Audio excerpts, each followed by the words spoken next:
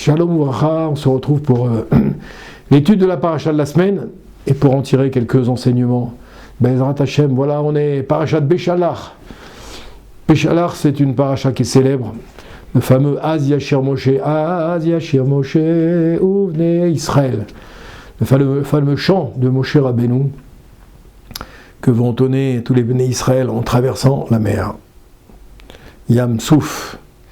C'est marqué comme ça, dans la vie, il y a deux éléments essentiels qui peuvent influer directement sur le fait de pratiquer ou non la Torah. Ce sont les préoccupations de base de l'humanité d'ailleurs. La première s'appelle la refoua, la deuxième s'appelle la parnassa. La refoua, c'est quoi? C'est la guérison. La parnassa, c'est la subsistance. Ouais. Les Chachamim nous disent que beaucoup de personnes se sont écartées du droit chemin parce qu'elles n'ont pas eu la chance d'être pétries de ce qu'on appelle le Da'at HaTorah. Da'at HaTorah, c'est quoi? C'est l'éclairage de la Torah sur ces questions. Je dis toujours à mes amis, je dis toujours à mes élèves, il faut essayer de découvrir les événements qui jalonnent nos vies et les épreuves qu'on peut avoir et comme les bons moments qu'on peut passer dans notre vie, essayer de les voir toujours avec les lunettes de la Torah. Voir avec les lunettes de la Torah les éléments qui jalonnent notre vie, c'est très important. Et bien on appelle ça en hébreu le Da'at HaTorah, le savoir de la Torah, la connaissance de la Torah. Oui. La Torah nous dévoile quelle est l'importance de nos efforts et comment Akadosh Baruch Hu peut agir envers nous pour obtenir la guérison et pour obtenir la subsistance. Ces deux éléments, refoua et parnassa. La Torah nous dévoile quelle est l'importance de nos efforts et comment Akadosh Baruch Hu il va agir pour nous aider dans ces deux sujets. On va développer, nous, quel est notre ishtadlut. Ishtadlut, c'est quoi? C'est notre rôle à jouer dans ces deux domaines. Akadosh Baruch Hu a prévu pour nous, bien sûr, des scénarios, différents scénarios de vie, et les scénarios de vie vont être activés en fonction de la ishtadlut, c'est-à-dire en fonction des efforts qu'on va fournir pour obtenir des choses qui sont prévues pour nous. Là, on parle en l'occurrence de guérison et de subsistance. Notre rôle, il sous-tend un travail soutenu pour acquérir quoi? Ce qu'on appelle la Emouna et le Bitachon, c'est-à-dire Emouna ou Bitachon, on va résumer en un mot, arriver à intégrer, avoir conscience que tout provient du ciel. Quand tu arrives à intégrer que tout provient d'Akadosh Baruch Hu, d'Hachem, alors tu as travaillé ce qu'on appelle la Emouna et le Bitachon. C'est marqué que le mardi, en général, d'ailleurs ça s'est passé là comme hier, par rapport à l'enregistrement qu'on est en train de faire aujourd'hui, au studio de Espace Torah, eh bien c'est marqué ici que le mardi de la paracha de Béchalach, on a l'habitude de prononcer la ségoula de la parnassa.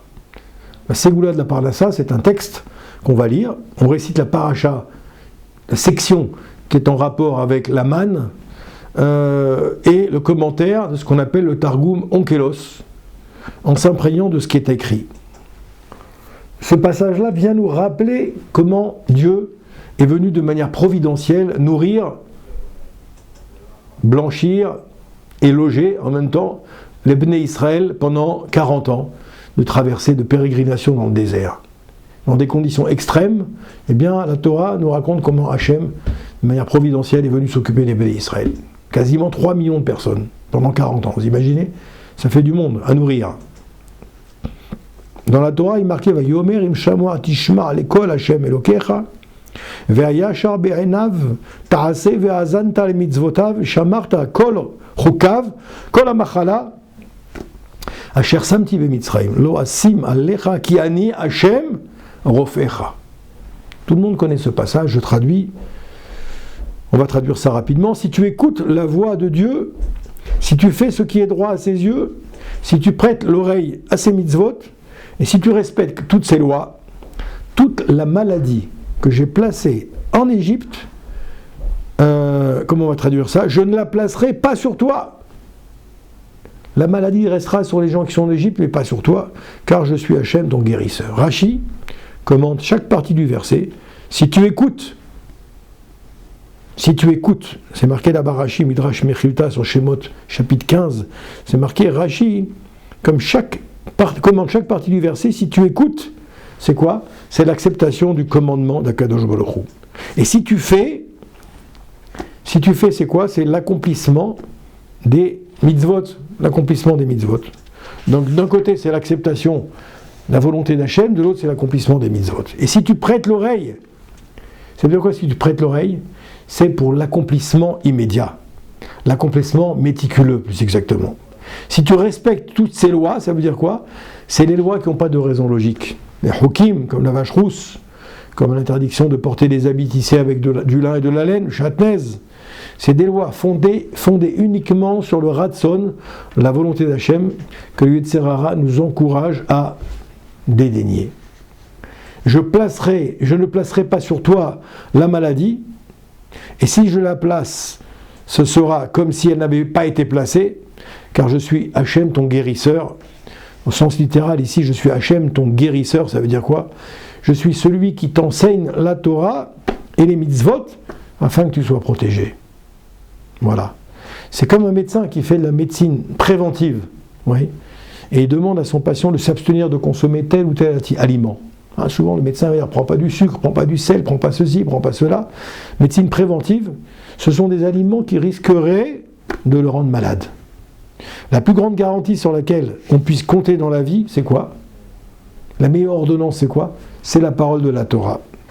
Le verset qui est certifié par Akadosh Baruch Hu, c'est Dieu lui-même qui l'a tamponné.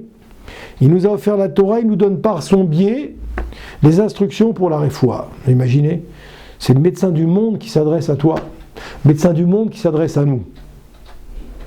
Il y a eu une célèbre discussion qui s'est passée entre le Chovot Alevavot, Rabbeinu Bechaye, et le Ramban, le Nachmanide, excusez-moi, pour savoir si on doit consulter les médecins ou pas en cas de problème de santé. C'est un grand débat dans la Torah, puisque c'est marqué Kiani Hashem Rofecha.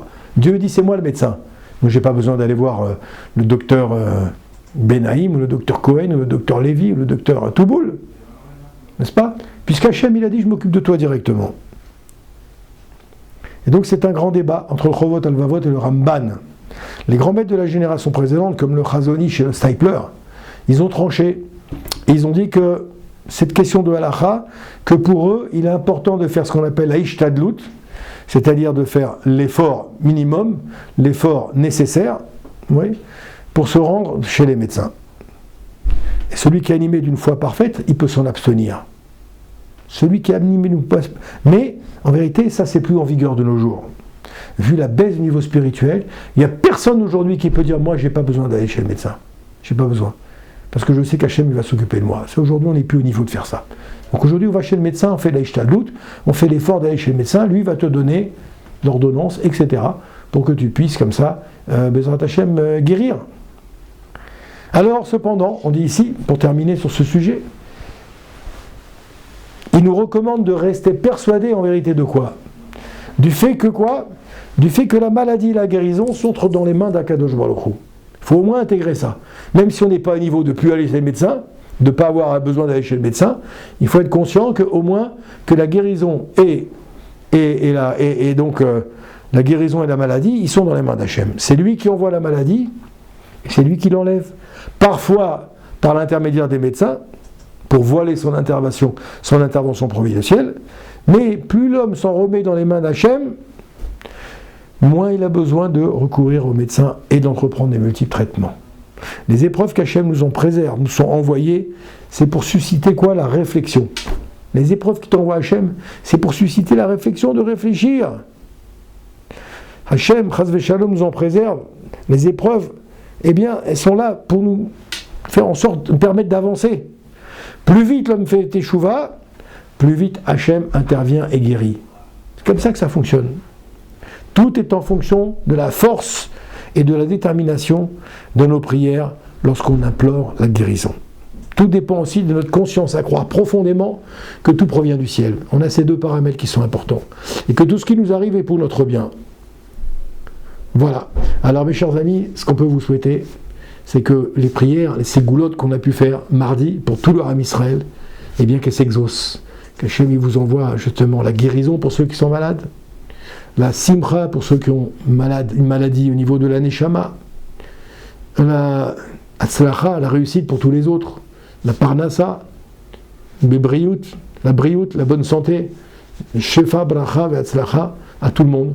Et que Bezrat Hashem, voilà, Parashat Beshalach, nous permette de faire en sorte cette année, encore une fois, que cette ségoula s'exauce et qu'on ait chacun une année de bonheur, de santé, de réussite et de joie. Amen, Keni Ratson.